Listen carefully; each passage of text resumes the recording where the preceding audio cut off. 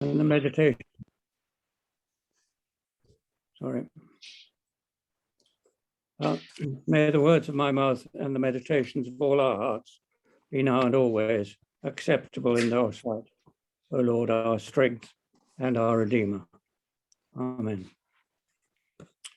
A lot of you have come to know by now in my homilies that I have a tendency to get distracted from the readings of the day by thinking mostly about the saints who are being celebrated in the current week.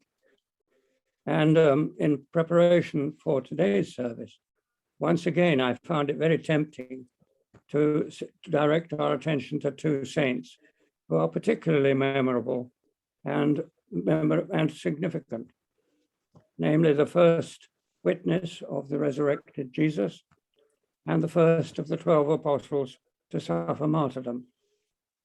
That's to say, Mary Magdalene and James the Great, the brother of John, the two Boanerges, sons of thunder. However, today I decided that I ought really to concentrate on thinking about how we ought to react to the readings from the epistle and from the gospel that we have just been hearing. I don't know about you, but I found today's gospel reading rather somewhat puzzling. It comprises fewer than 10, apparently rather dull verses, taken from one of St. Mark's longest and otherwise most dramatic chapters. In the first half of that chapter, Mark has described how Jesus began his ministry, how he sent out his disciples on their first missionary tour of towns and villages.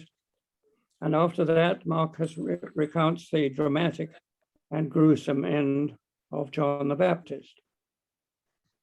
But then we get to the first 5 verses of today's reading, and they don't tell us anything in the least exciting.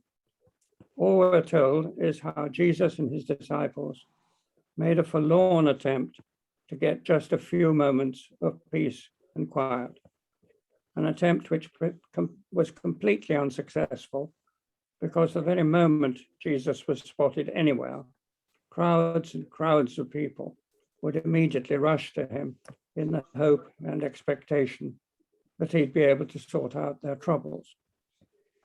And in the other 4 verses of this gospel reading, we simply find more of the same, a description of something very similar happening to Jesus and his companions after they tried to escape from the crowds by creating the Sea of Galilee.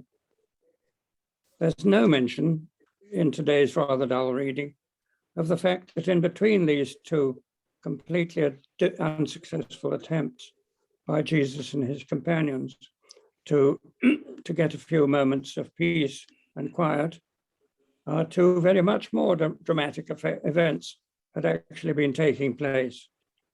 First of all, Jesus had fed the 5,000, and then he'd been walking on the Sea of Galilee.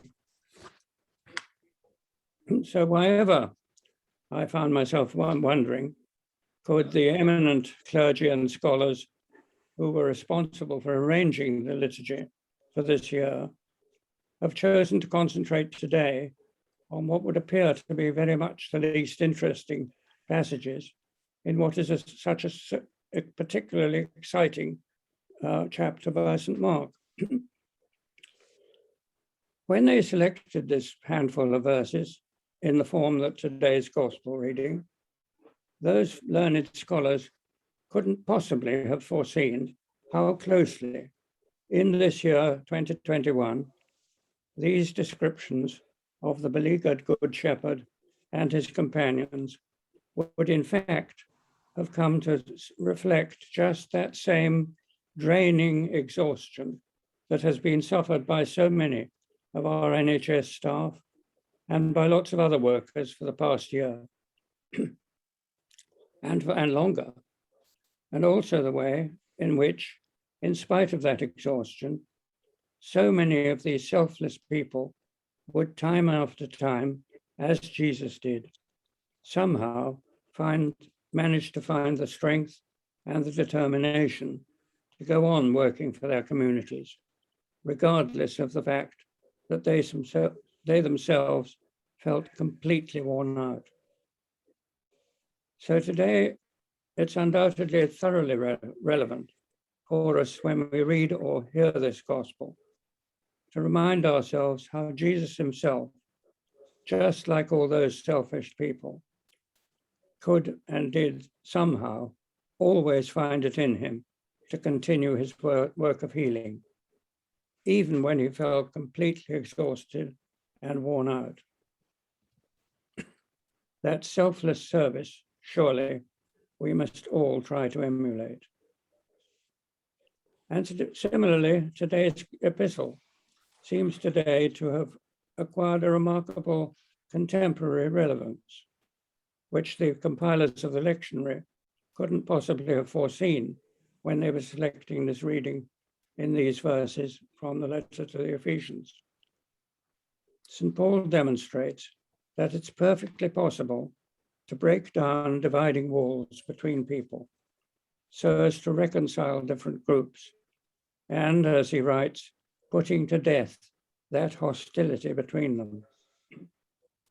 The nationwide reaction of utter disgust by people of all backgrounds and all classes and all communities in this country in condemnation of the sickening online abuse of our colored football players the other day may, we must hope and pray, help to provide some genuine reassurance to them and to very many more of our doubtful fellow citizens that, in St. Paul's words, they are no longer strangers and aliens, but citizens, alongside all the rest of us here in England.